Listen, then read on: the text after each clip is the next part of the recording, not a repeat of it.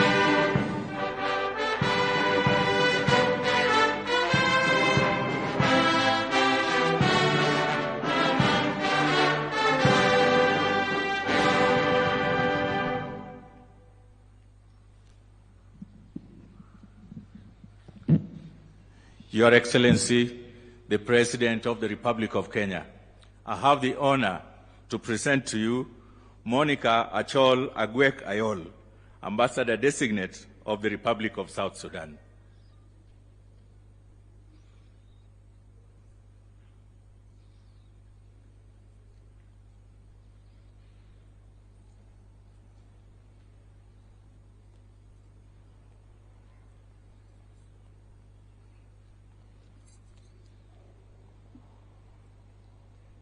Your Excellency, President, it is a great honor and pleasure to stand before you today to present my credential as Ambassador Extraordinary and Plenipotentiary of the Republic of South Sudan.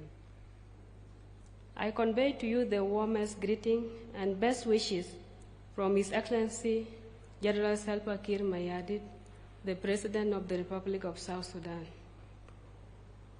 It is our shared desire to further strengthen the strong bilateral relations that exist between our two nations.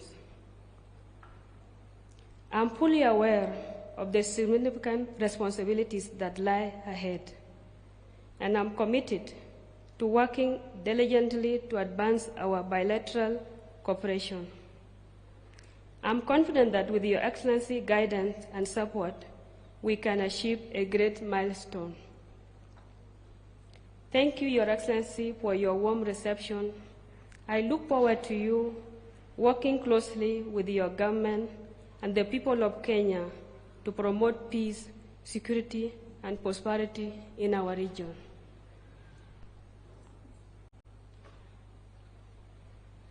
Here are my credentials, Your Excellency.